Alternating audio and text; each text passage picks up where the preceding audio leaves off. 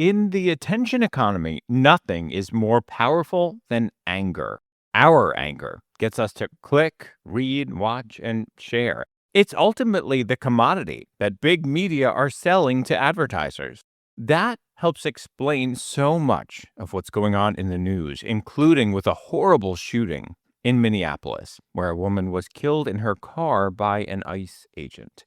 Today, I'll share with you how a news network did exactly the wrong thing in telling you about this story, and what the entire media establishment is failing to report about protesters in the wake of this killing.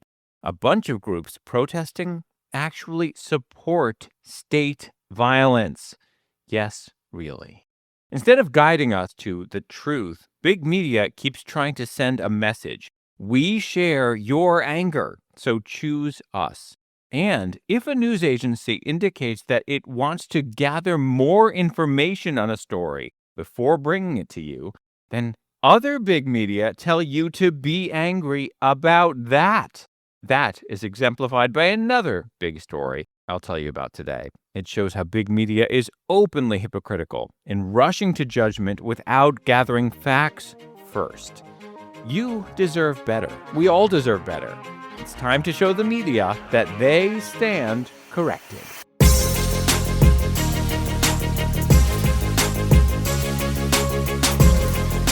Hello and welcome. So great to have you here. I'm Josh Levs, and this is my podcast, They Stand Corrected, which fact checks the news. You can learn all about me at my website, joshlevs.com. You'll find links in the show notes. At the top of the show, I always try to thank some of the latest supporters. So I want to give a shout out here to someone who supported through this new thing. It's buymeacoffee.com. I love it. Buymeacoffee.com/JoshLevs. It's that easy. This person's identified as Ohio Dog 18 and wrote, "Thank you for telling the truth about what is going on in the media. I lean right politically and am grateful you are so even-handed." I appreciate that. I'll tell you, folks, a lot of people have discovered this show through something called The Contrarian, which leans left. And I keep hearing from people who come from the left and the right who say, wow, this show actually is about what's true without the spin. Anyway, thank you so much. Oh, a shout out. I have a speaking event this weekend. I'll be speaking to a bunch of college students from across the state of Georgia, the state where I live, the biggest state on the East Coast in terms of land mass. Also the one where so many of the movies and TV shows everyone watches are filmed and taped these days, thanks to tax breaks. Anyway, for information on speaking events, check out the website at joshlevs.com. Just click bookings. And the most important link you need to know about is the newsletter that comes along with this show. It is free. It includes lots of links and information. I don't expect you to take my word for anything. And at the newsletter, you will find the Media Fail Awards to choose the worst news disasters of last year, 2025. I believe this will be the last week for you to get your votes in. You can also get there through a short link, mediafailawards.com. I know I'm tossing lots of links at you, but hey, that's the era we live in. Don't worry about it. Just check out the show notes. Okay, it has been a rough time in the news lately, as you know. Let's get into this. No! No!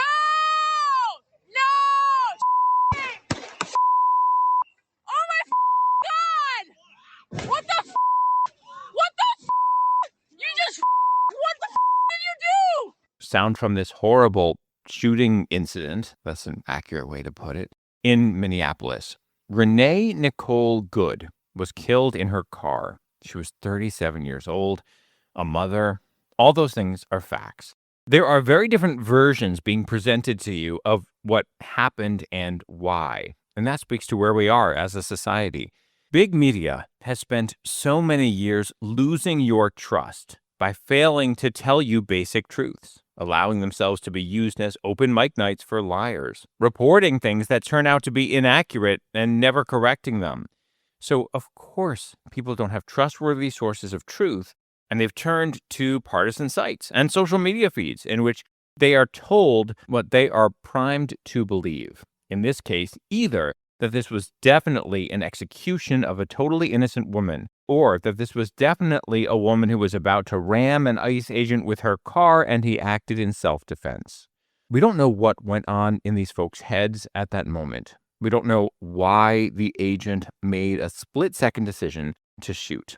The news ecosystem we need would tell us that.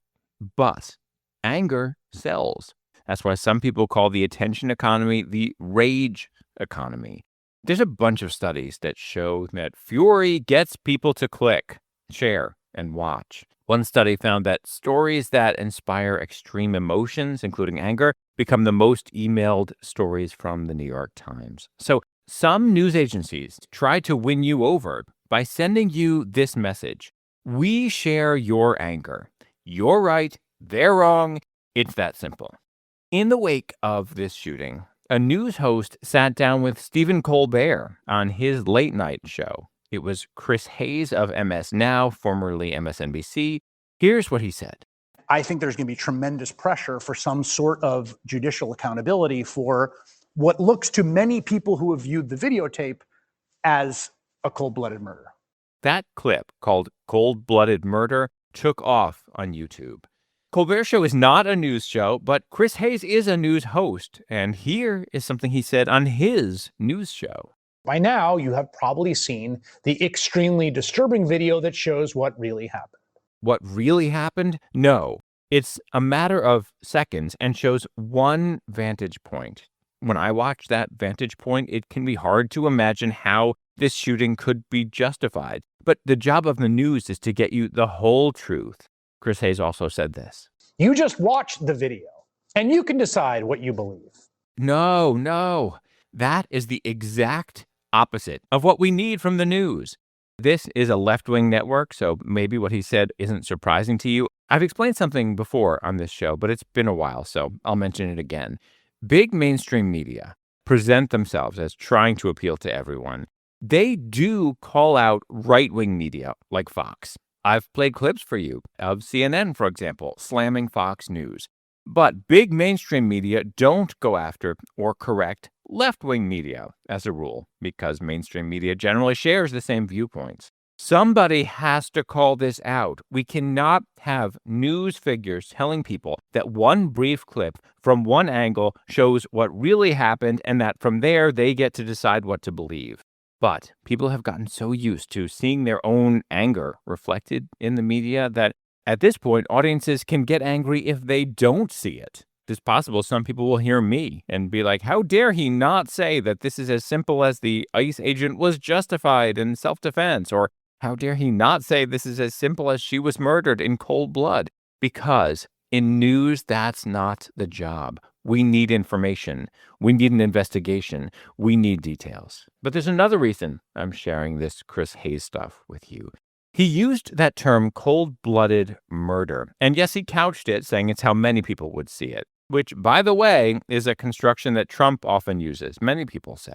But obviously, it's different here. Anyway, I searched transcripts and did not find any examples of Chris Hayes invoking the term murder for the shooting in Washington, D.C., in which 20-year-old Sarah Beckstrom was killed. She was serving in the National Guard, so she was part of Trump's efforts.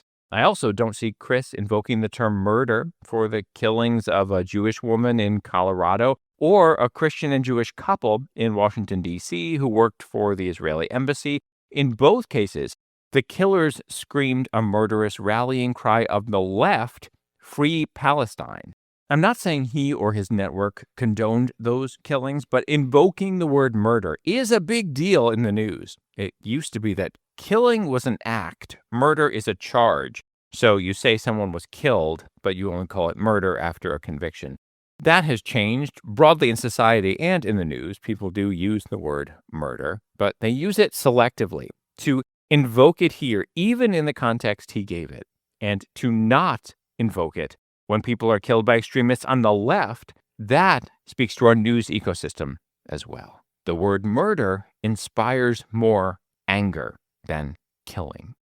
Now, there are, of course, new protests in the wake of this horrible incident. NPR played this tiny bit of sound from one in Minneapolis. And they went to their reporter on the scene. Most of the protesters I spoke with told me the shooting on Wednesday made them more angry than afraid. People like Caitlin English, she lives in the Twin Cities.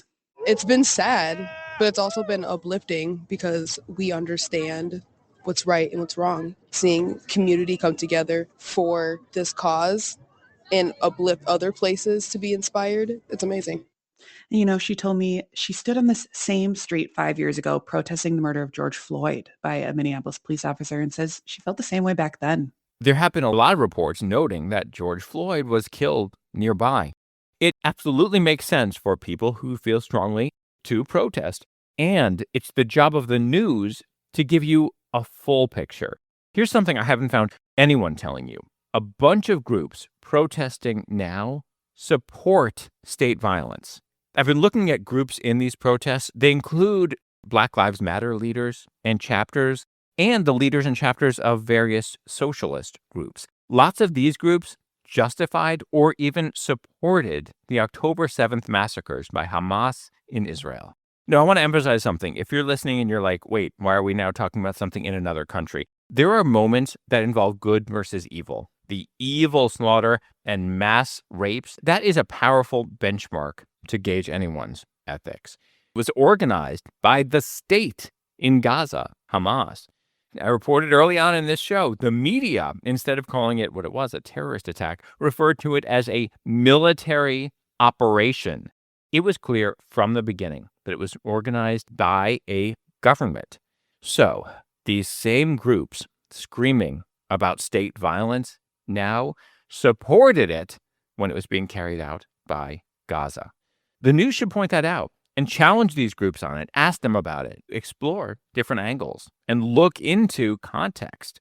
Recently, a big news network said it was holding off on a story to pursue more information and get more context.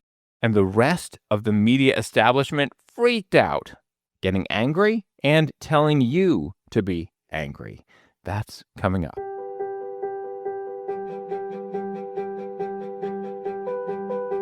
And now I'm pleased to introduce our speaker today, Josh Levs. We are blessed to be able to have a speaker this evening who speaks with a lot of heart. An outstanding author, a principled and groundbreaking journalist, a really engaging speaker and thinker. Broadcaster, journalist, and host of They Stand Corrected, the podcast fact-checking the news. Thank goodness.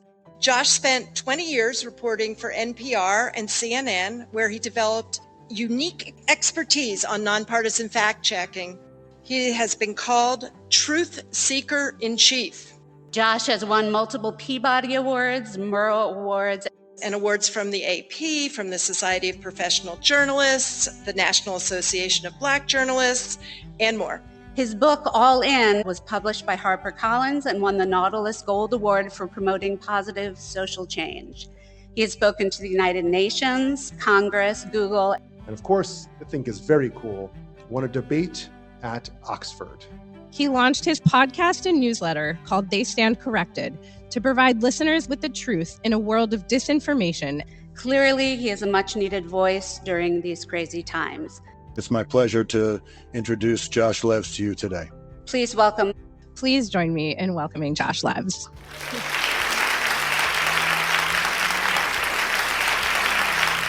I love getting out there and meeting people like you. It's such a great opportunity to answer your questions and discover more about listeners to this show and potential listeners too. If you're interested in working out something in person or online, there's a form at my website, joshlevs.com. That's JOSHLEVS.com. You'll find a link in the show notes. Just click bookings.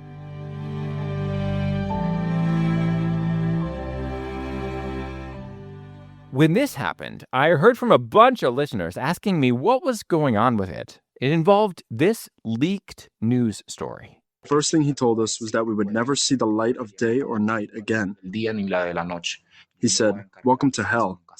I'll make sure you never leave." Did you think you were going to die there? We thought we were already the living dead, honestly.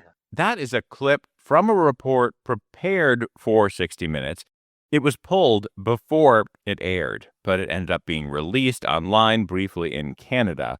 It's about a notorious prison in El Salvador, which goes by the acronym CECOT, C-E-C-O-T, which stands for the Terrorism Confinement Center in Spanish. The Trump administration had deported more than 200 people and sent them there, including people who have nothing to do with El Salvador. but were from other South or Central American countries. And some of the people sent there have not been charged with crimes. This report was going to air, it was promoted, and then the new CBS News editor-in-chief, Barry Weiss, announced that she was holding it because more work needed to be done on it. She was installed recently when CBS got new corporate owners. Lots of media have referred to the new owner of CBS, David Ellison, as some sort of Trump ally or Trump supporter. There are headlines calling him and his father, Larry Ellison, Trump friends or backers, but there's no sign that those terms are accurate for these two men. I know that might seem shocking, given that the cultural conversation has taken that as a given. But fact check, we can't actually say that. The father, Larry Ellison, is a Silicon Valley bazillionaire. He used to be openly a Democrat. He has described himself as a centrist. He supported Republican Marco Rubio in 2016. And then in 2024, he supported Tim Scott of South Carolina. He never endorsed Trump. But while Trump is president, he has appeared with him. There is something called the Columbia Journalism Review, which is supposed to analyze the media. They call this guy, Larry Ellison, a Trump supporter. It's not clear what they're basing that on. He has said that he wants Trump to succeed since he's the U.S. president. Does that count as support? So that's Larry Ellison. David Ellison, the son, is running the company that now owns CBS. He has called himself socially liberal, and his biggest donation in 2024 was apparently to Biden's re-election effort. So there's no sign there that he's some sort of Trumpist or big Trump supporter. No sign that either of these guys want Trump of all human beings to be the president. But they also do have big money reasons to kiss up to the Trump administration. And this is something I reported on in the past. Trump has brought massive lawsuits against big media, complaining that they've misrepresented him or represented his competitors and critics in an overly positive light. Trump brought a lawsuit against CBS for something that happened with 60 Minutes. He claimed that 60 Minutes edited an interview during the election with his competitor, then Vice President Kamala Harris, to make her look better and remove her rambling word salad answers. At that time, CBS was still under its previous ownership. So David Ellison's company, Skydance, was not yet officially a part of CBS. At that time, though, the owners wanted that merger with David Ellison's company to happen. And because Trump is president, he and his administration were in a position to prevent it from happening. Big mergers like that require federal approval.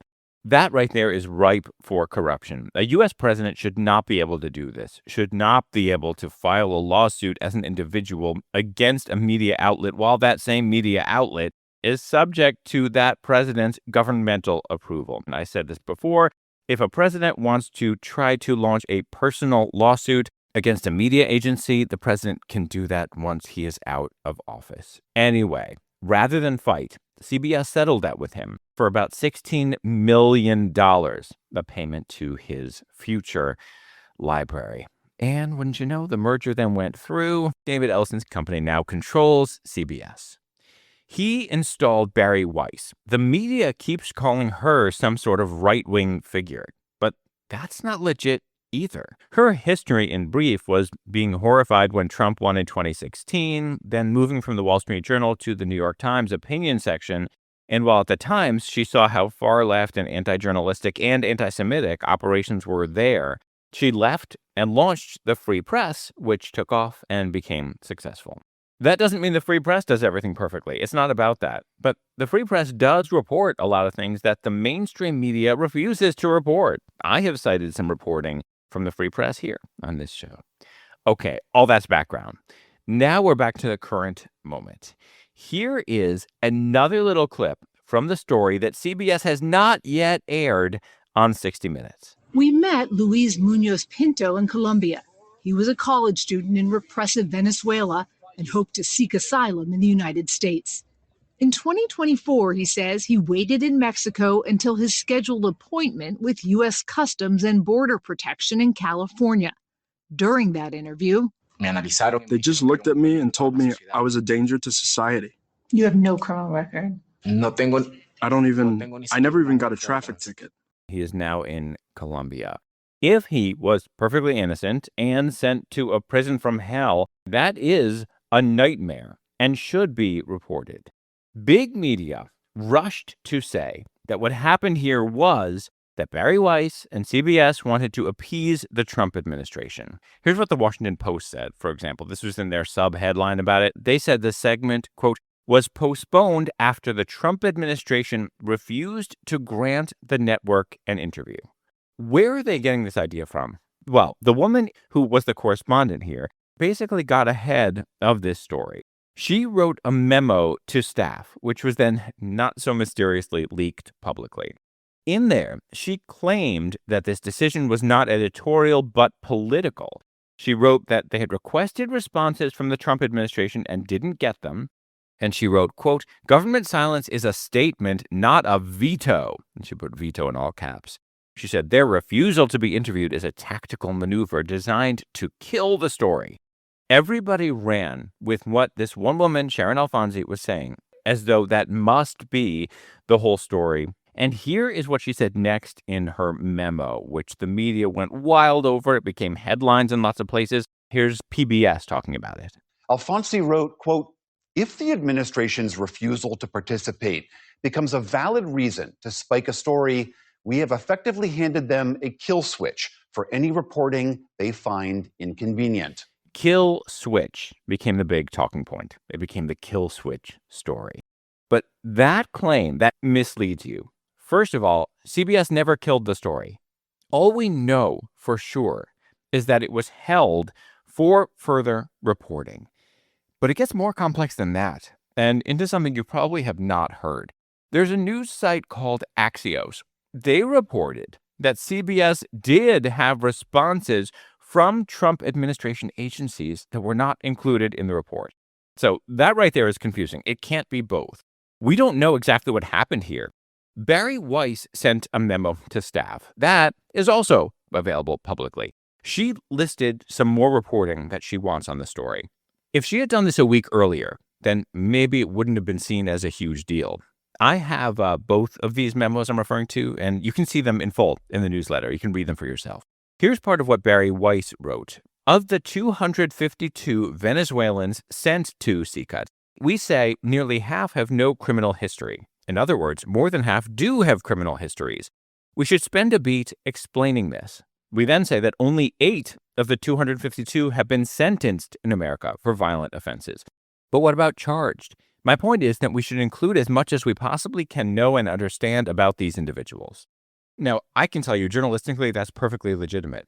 But the media had already rushed to say that this is definitely all about politics. There have been tons of think pieces and social media posts from prominent journalists saying Barry Weiss is hiding the truth and it's all true and she just doesn't want you to know. I've talked about The Guardian on this show and their journalistic failures. Well, there's a piece in The Guardian about this 60 Minutes situation.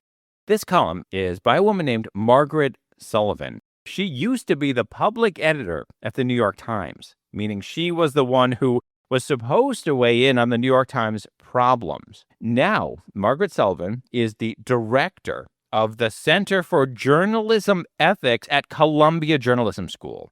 Columbia is generally considered the most vaunted, most prestigious journalism school in America.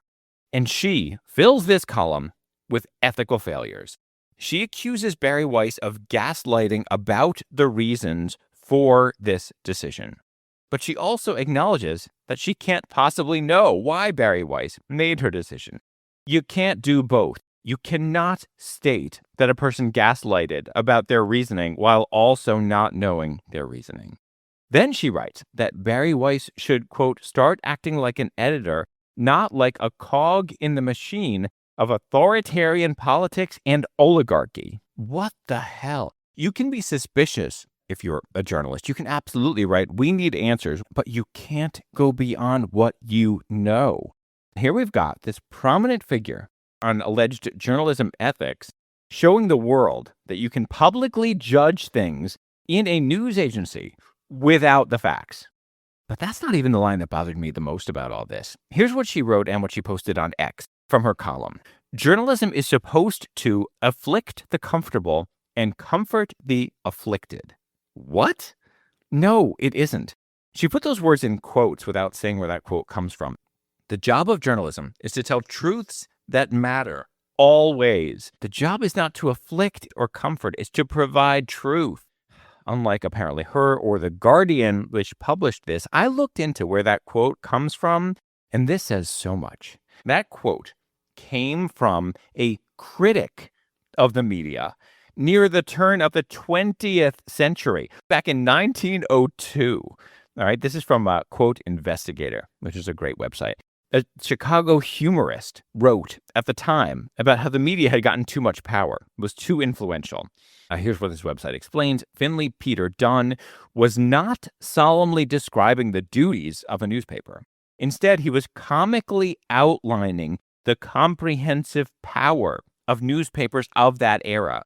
He wrote, "The newspaper does everything for us. It runs the police force and the banks, commands the militia, controls the legislature, baptizes the young, marries the foolish, comforts the afflicted, afflicts the comfortable, buries the dead, and roasts them afterward." He was talking about how the media had too much power. He was talking about the media gone wrong. Later on, that line got laundered to be presented as a good thing by people who apparently had no clue where the line came from. It was used in a movie version of Inherit the Wind. Oh, it's you again, Mr. Hornbeck. I read your article yesterday. Very biased reporting, I must say. Mr. Brady, it's the duty of a newspaper to comfort the afflicted and afflict the comfortable. But it isn't. Sometimes a comfortable person might be comfortable hearing the truth, and an afflicted person might refuse to hear the truth. It doesn't matter. That idea, though, about comfort is at the heart of what's wrong with today's media. Young people are coming out of colleges and journalism schools believing that their job is to be activists. It's why victim narratives have overtaken everything. The people in this latest 60-minute story may have experienced hell, and that should be told. The plan is that the story will air. It's the job of news to get it right. Coming up, something people should be angry about if they care about democracy and freedom. One of the biggest stories in the world right now, and big media are barely paying attention. I'm mad, I'm mad, I'm mad. You gotta get mad. I'm mad, I'm mad, I'm mad.